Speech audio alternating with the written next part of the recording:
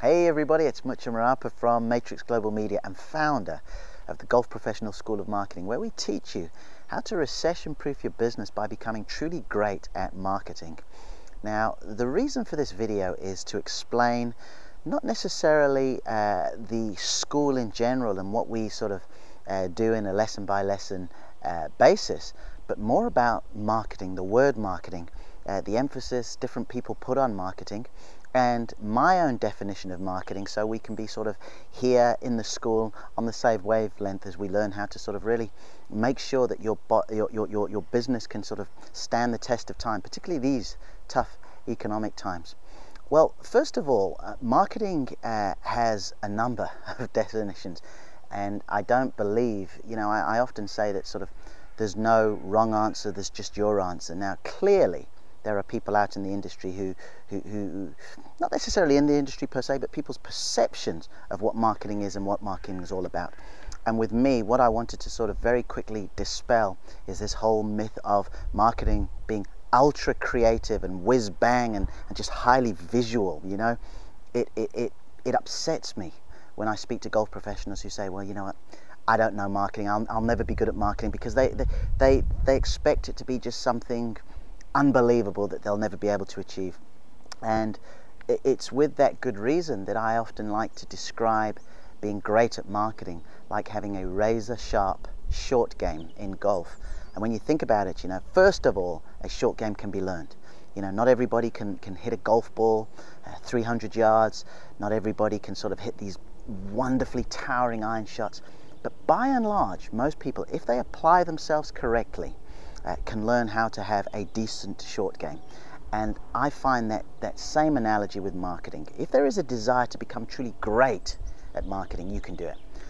But now let's move on to the definition of marketing. My definition of marketing for all of my clients, the way I sort of go about my own business, and specifically in this case for the Gulf Professional School of Marketing. My definition of marketing is a series or a system of consistent techniques, strategies, activities, and initiatives, all with the purpose of generating a sale or a buy-in from previous, current, and future prospective clients. So when we talk about a series and a system, and we talk about consistency as well, let me explain that. Let's just say somebody came into your pro shop and bought a golf top. Well, with marketing, what you do then is that you ensure that you have their details. And a couple of days after they've made the purchase, you send them an email or a letter to say thank you for your purchase. Here is a coupon or a voucher for your next sale, or here is a loyalty card that can go towards that, or congratulations, we have now entered you into a draw, a monthly draw, where you'll receive such and such. Thank you for being a great customer. Conversely, let's say somebody walks into your pro shop and have a really good look around, but for whatever reason, maybe it's just the timing. It's nothing about you personally. It's certainly not that your clothes aren't very good. Yes, they may turn around and say you're a little bit expensive, but we talk about that in the golf school. But let's say for a number of reasons they do not go ahead and buy on that occasion. Well, you've got to do your best, and we had a fantastic chat with Eddie Bullock, the PGA PGA of Europe's captain, about this, about the need to just grab hold of that data somehow, create something, grab a sheet of paper, put it in front of them and say, listen, can we just get your details so we can let you know what's going on? We can work on ways you can get that data. But what I'm just trying to say to you is that let's say somebody was interested enough, they went into your shop, they had a good look around, but for whatever reason, they didn't make the purchase. That's okay. Because what we do, particularly with this marketing strategy that I like to teach and that I apply myself, we just keep on keeping on. All right, we'll email them a bit later, we'll say thank you for visiting, or we'll say, look, we've got you on the list, we'll let you know about some good deals. You shoot a few videos showing your latest stuff, you send some images, you just keep on keeping on. And I guarantee you, if you set up, let's say, a system where you are at least sending, one, maybe 2 bits of correspondence a month for 6 months, you'll get a purchase, provided it's relevant to what they were looking for. One of the mistakes we always make is that somebody goes in there, they're looking at clothes, and the next thing you're trying to sell them a membership. Now, they may well be interested in a membership, but that's going to be a different campaign in itself. So when we talk about marketing, we're talking about it being more strategic and formulaic than creative. You've just got to be consistent, frequent and consistent in the manner in which you talk about your activities, your programs, your products, your services, and of course yourself. And just before we finish, I wanted to throw out some different definitions of marketing on how different people see them, and on this occasion underline the importance other people show on the significance of marketing. Here's a gentleman who I study and I follow very closely. His name is Darren Hardy from Success Magazine, and listen to what he says about the significance of marketing in the overall bits and pieces that we all think goes towards making an effective business. Have a listen.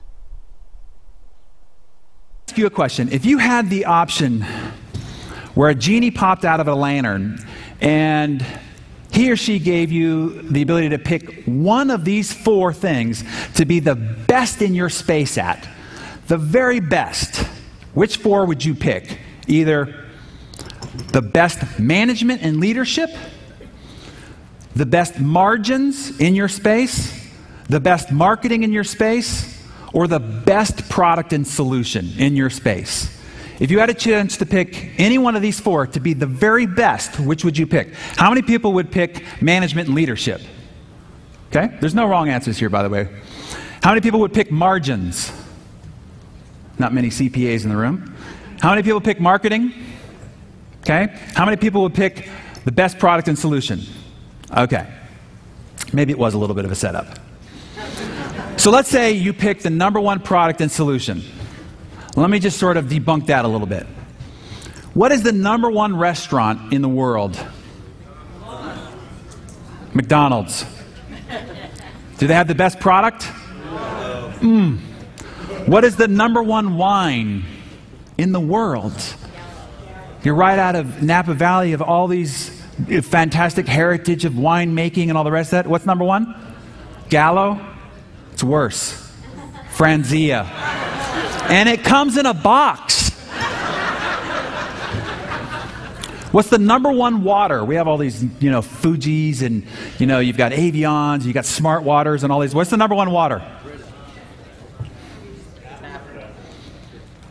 Aquafina, Dasani, and Polar Springs, owned by Pepsi, Coca-Cola, and Nestle. #1 waters in the world. Point is, it doesn't have to be the best product or solution to be #1. So, those of you that said management, let's unearth that a little bit. These people had the best talent available in their organizations. Enron, McKinsey & Company, Ocean's 12, A-list of actors, totally failed. And then the 2004 United States Olympic basketball team. First time star-studded NBA stars on one team. Do you remember what happened? They came in 3rd. They got beat by Lithuania. Not Dream Team managements. How about margins? Certainly all the CPAs and CFOs would say, I want the biggest margins, because with margins you could do everything. Hey, look, if the product doesn't sell, it doesn't matter what the margins are. So here's the reality. Like it or not, I don't like it. But here's the reality. I'd rather say the best product and solution, truly. But that's just not how it works. And you just need to know what the reality is so that you can know how to work with it. Success of any product, service, or solution is 10% the quality of the product. 90% marketing. Interesting stuff, isn't it? Now, of course, there's going to be different opinions and viewpoints about that, and some people say, well, yeah, it's all very well being great at marketing, and if your product's no good, when somebody does come and see you, they're not going to. We know that, right? If you do not diligently go about learning and becoming a real, true expert of whatever aspect of the business that you're promoting and that you want to sell, of course it'll fall on its face. But I thought it was quite significant that Darren said, despite all the other things, you need to know how to effectively market. And I suppose where a number of people get lost and disillusioned and discouraged is they say, okay, we agree with that, but we can't afford to market. You can afford to send 6 letters over a 3-month period. I'm pretty sure of that.